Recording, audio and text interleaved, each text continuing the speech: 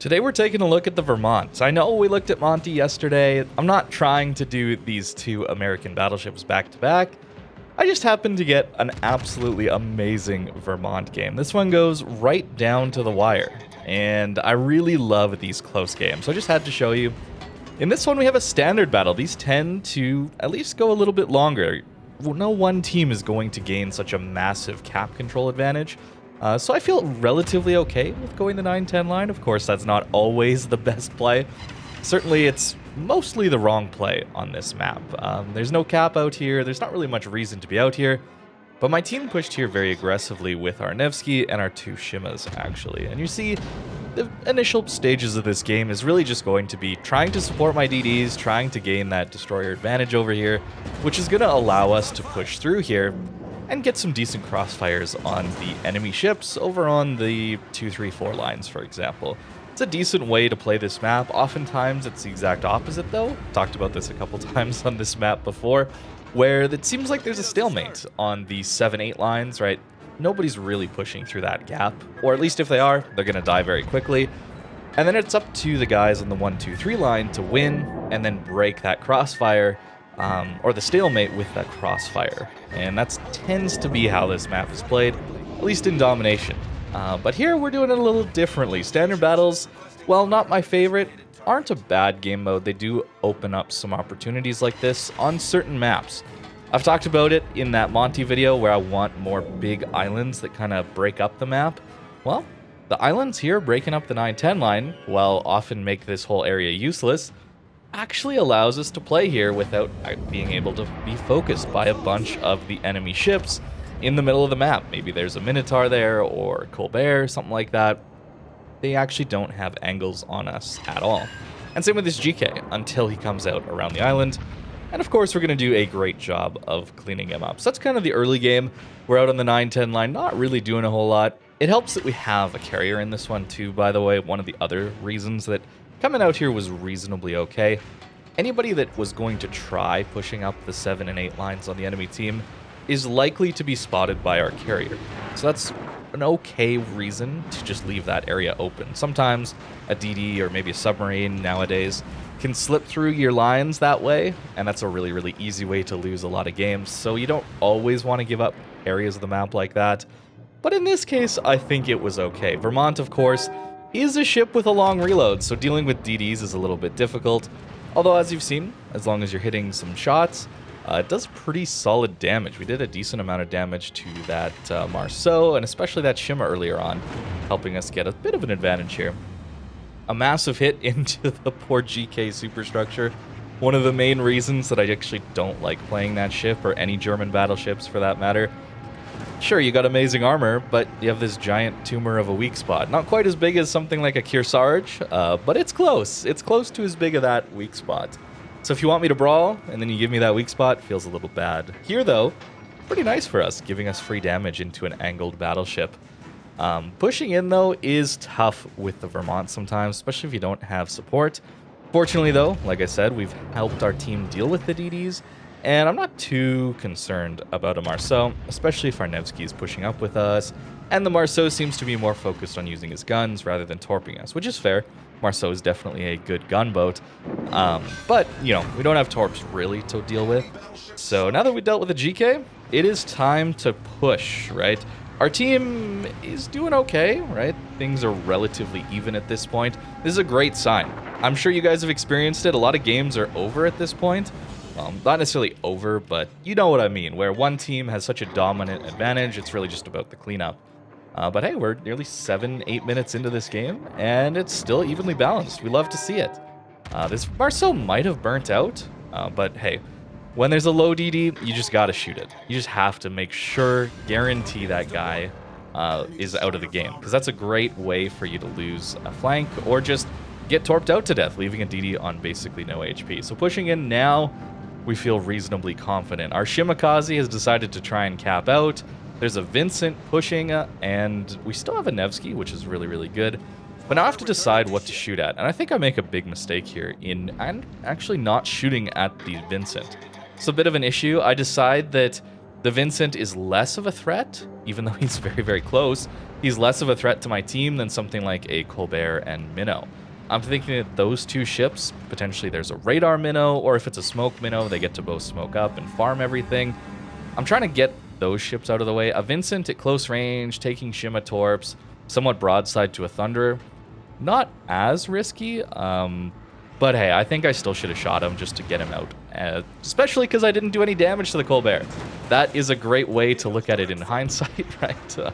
But we all know the aiming system is full of bugs, and shells landing short is certainly one of the issues. So maybe taking the guaranteed damage there on the Vincent was a little bit of a better choice. Although, hey, it worked out in the end. Our team has some control of the enemy cap, and we're putting some pressure on them. Although notice that we've lost the 1, 2, 3 lines completely. So they're going to push through now. Our carrier is forced to run, and we have a decision to make. Do we stay here and try and fully take their home cap, or do we go back and defend? Well, Vermont, quite slow, has a difficult time going back and defending, so I kind of have to play here. I'm hoping that our CV will be able to get the resets that are going to be required very soon. Smoked up Minotaur and Colbert, always a difficult thing to deal with. Popping our defensive fire to hopefully help our Shima stay alive. DDs are so important in the late game, so I really need to support him as much as I possibly can. So yeah, he's gonna live, but carriers are a risky thing to have in late game when DDs are so strong, assuming they don't have to deal with the carrier so much. Shells landing short though, again, against that Minotaur. That's the reason I think we didn't actually just dev strike the Minotaur. I don't really see why we wouldn't have otherwise. Slowing down Minotaur in smoke is like the easiest shot ever. So either we just got robbed on RNG or some sort of aiming bug.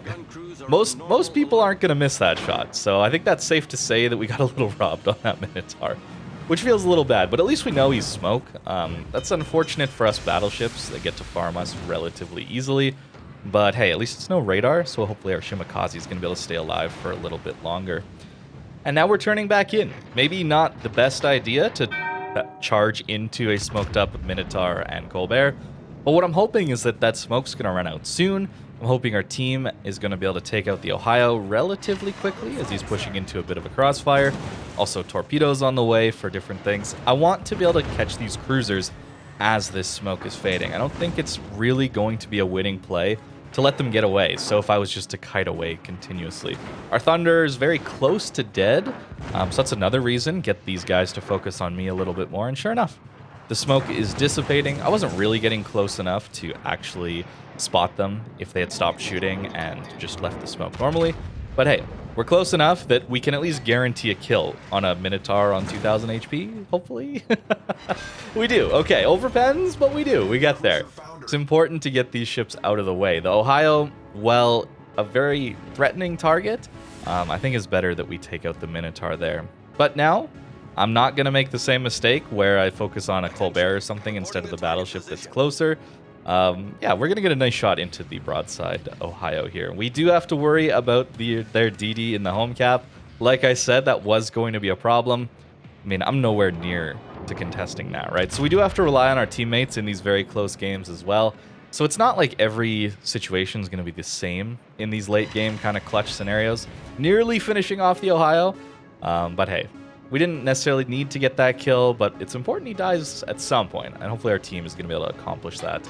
But here's the situation where I think the enemy team actually wins this game if that DD stays inside our cap.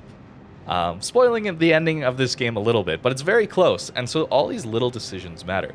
Winning the game here for the enemy team is their DD just staying in our cap and capping out. There's really nothing we could have done. Broadside Colbert slowing down. Well, what do you think's going to happen? Given how this game's been going, what do you think? I was hoping for dev strikes, or at least more damage than I got. I guess it's fine. Should I be complaining about that? I mean, it's a broadside light cruiser with a giant citadel at 12 kilometers stationary. I feel like that could be a dev strike too. I don't know. It's fine though. RNG is something you have to worry about. Vermont is not the easiest in some of these kind of clutch scenarios because you have that 40-second reload. A lot of what you're capable of doing and impacting the game relies on one shot every 40 seconds, which is just kind of ridiculous. But hey, in this game, enough shots landed that we did all right. I'm also trying to focus the Colbert here. Well, I was thinking maybe I could focus the Colbert out, and that way if the Shima and Holland get into a gunfight, the Colbert's not going to instantly be able to help and finish off our Shimakaze, but he ate Holland Torps instead, so there's not really much to say there anymore. We just need to get on the enemy cap so that we can stop their points ticking. That's something else you need to be aware of in these late game scenarios. How many points does each team have? Who is likely to win as the clock times out, right? 4 minutes left in this game. Nobody's really going to get to 1,000 points at this point, so either everyone's going to die, or someone's going to just be ahead on points at the 20-minute mark of this game. And that's something important to think about, and a reason I really need to be getting on the cap. We finally get a good salvo into the angled Colbert. You know, relying on overmatch seemingly is much better than just doing damage to broadsides, apparently. But we got to get on this cap. Pop our last defensive fire, trying to take this risky turn. You know, we eat some Holland Torps, we're potentially eating carrier Torps. Although our AA actually does a decent job there, and we finally get on the cap. So with the kill and us stalling out this cap, we are going to win in 3 minutes 30. But this carrier needs to live, and so do I. 1 heal left, we're flooding at the moment. Not the best kind of scenario, although big hit into the Holland. Maybe we can clutch up here. Vermont, of course, is much better since the buff, where you have much better maneuverability. The ship, though, it got worse shell velocity on the guns. So these long-range shots into DDs are quite difficult. I think we actually splashed our rear turrets all around that Holland, unfortunately. Carrier coming in for another strike.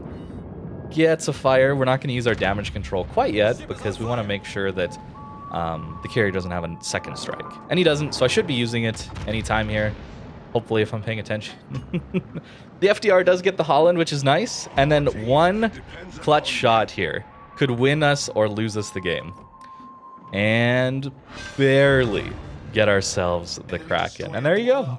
That's how the Vermont clutched up in this particular game. We were fighting a lot of low health targets, so even though our damage isn't like amazing, 155k is good, but for a Kraken carry job like this, it's not the most amount of damage. But we were fighting a lot of DDs, a lot of low health targets, so that's how the damage kind of stacked up there and was reasonable. We're just going to finish off this in fast forward mode, trying to get through to the end of the game. I'm just running. I don't need to be in the cap. I knew that I had stalled enough. Our team is ahead enough on points, so I can just run. Just run away, making sure the carrier can't kill me with some of his strikes. It looks like he's almost out of planes as well, so some of the AA chip damage we did throughout the match certainly helped on that front as well. And a pretty awesome Vermont game. I was certainly had my heart pumping pretty hard in this one. Nearly 3k base, and a Kraken is always a nice experience. And look at that, we even ate 184,000 damage. So we were tanking a lot for our team. We did a lot here, and we got a victory out of it, which is always nice. So the Vermont build tends to look a lot like the other just standard Battleship builds outside of the second tier. We're taking Brisk because the gun reload is so long and our concealment is so good. We're getting 50% uptime on Brisk most of the time, and that's including us just shooting our guns on cooldown. So it's a really, really nice perk to have, especially when we're on a flank like we were in this game, getting us into the action that much quicker. Vermont is still a bit of a slow ship. Here's the other skills we're using. Not taking propulsion. Actually, propulsion isn't even here anymore. That was one of the other buffs to this ship alongside the concealment a few months ago. So we're taking steering gears. The acceleration is already awesome, so buffing the maneuverability is actually quite nice. Even though it's not fast, I really do like steering gears over even damage control system mod 2, which is pretty powerful in itself. The turrets are slow to turn, so that's why I'm taking this upgrade. Notice accuracy's not here. That, of course, is one of the American special gimmicks where you get the 11% dispersion instead of taking reload, which kind of sucks, but 11% dispersion is pretty nice. So there you go. Vermont clutching up in 2023 feels pretty good. Although I still have a love-hate relationship with this ship. When it works, like in this game, it's fine. It's great even, but that 40-second reload kind of kills the vibe for me when those shells aren't landing. It's a long time to wait to have another chance at impacting the battle again. But let me know what you think in the comments down below. Thank you very much for watching this video, and I hope you have a great rest of your day.